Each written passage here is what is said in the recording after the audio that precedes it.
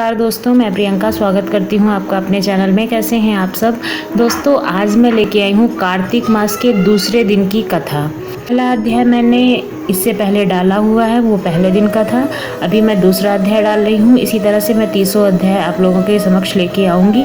उसी की आगे की कथा मैं आज आपको सुनाती हूँ पहले अध्याय के। और जिसने भी पहला अध्याय नहीं देखा है तो प्लीज़ जाके ज़रूर देखिए, जैसे कि आपको ये कथा पूरी समझ में आए। श्री कृष्ण अब बोलते हैं सत्यभामा से आगे। हे गुणवंती, हे प्रिय, राक्षस द्वारा अपने पति एवं पिता के मारे जाने का समाचार मिला तो वह विलाप करने लगी। हाँ नाथ, हाँ पिता, मुझको त्याग कर तुम कहाँ चले गए? मैं अकेली स्त्री तुम्हारे बिना अब क्या करूँगी? अब मेरे भोजन, वस्त्र आदि की व्यवस्था कौन करेगा? घर में प्रेम पूर्वक मेरा पालन पोषण कौन करेगा? मैं कुछ भी नहीं कर सकती। मुझ विधवा को कौन रक्षा करेगा? मैं कहाँ जाऊँ? मेरे पास तो अब कोई ठिकाना ही नहीं रहा। इस प्रकार विलाप करते हुए गुणवती चक्कर खाकर धरती पर गिर गई और बेहोश हो गई। बहुत देर बाद जब उसको होश आया तो वह पहले की भांति करुण विलाप करते हुए शोक सागर में डूब गई। कुछ समय के पश्चात जब वह संभली तो उसे ध्यान आया कि पिता और पति की मृत्यु के बाद मुझे उनकी क्रिया करनी चाहिए जिससे उनकी गति हो सके। इसलिए अपने का सारा सामान बेच दिया और उससे प्राप्त हुए धन से उसने अपने पति और पिता का श्रद्धा आदि कर्म किया। तत्पश्चात वह उसी नगर में रहते हुए 8 पहर भगवान विष्णु की भक्ति करने लगी। उसने मृत्योपरांत तक नियम पूर्वक सभी एकादशियों का व्रत किया और कार्तिक महीने में उपवास और व्रत किया। हे प्रिय, एकादशी और कार्तिक व्रत मुझे बहुत ही ज़्यादा प्रिय हैं। इनसे मुक्ति, भुक्ति, पुत्र तथा संपत्ति प्राप्त होती है। कार्तिक मास में जब तुला राशि पर सूर्य आता है तब ब्रह्म मुहूर्त में उठकर स्नान करने तथा व्रत व उपवास करने वाले मनुष्य मुझे बहुत ही प्रिय हैं, क्योंकि यदि उन्होंने पाप भी किए हों तो मुझे प्रसन्न के लिए स्नान व व्रत के प्रभाव से उन्हें मोक्ष की प्राप्ति होती है। कार्तिक में स्नान करना, जागरण, दीपदान तथा तुलसी के पौधे की रक्षा करने वाले मनुष्य साक्षात भगवान विष्णु के समान हैं।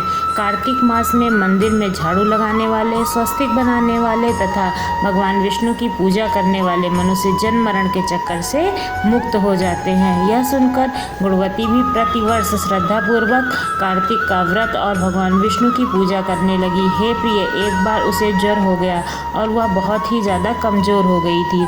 फिर भी वह किसी प्रकार गंगा स्नान के लिए चली गई। गंगा तक तो वह पहुंच गई, परंतु शीत के कारण वह बुरी तरह से काँप रही थी। इस प्रकार वह स्थिर हो गई। तब मेरे भगवान विष्णु दूत उसे उसके धाम ले आए। तत्पश्चात ब्रह्मादि देवताओं की प्रार्थना पर जब मैंने कृष्ण का अवतार लिया तो मेरे गण भी मेरे साथ इस पृथ्वी पर आए, जो इस यादव कुल में हैं और उनके वंशज हैं। तुम्हारे पिता पूर्व जन्म में देव शर्मा थे और इस जन्म में संत्रजीत हैं। पूर्व जन्म में चंद्र शर्मा जो तुम्हारा पति हुआ करता था वह डाकू है, और वे देवी तुम ही गुणवती हो। कार्तिक मास में जो तुमने व्रत किया था तब किया था, और जो एकादशी का व्रत किया था उसी के प्रभाव के कारण आज तुम हमारी अर्धांगिनी हो।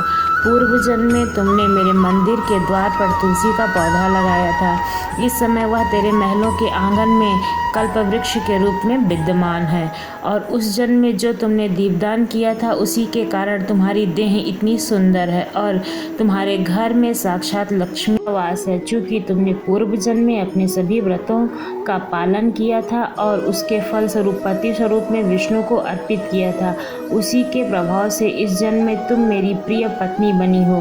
पूर्व जन्म में तुमने नियम पूर्वक जो कार्तिक मास का व्रत किया था उसी के कारण मेरा और तुम्हारा कभी वियोग नहीं होगा।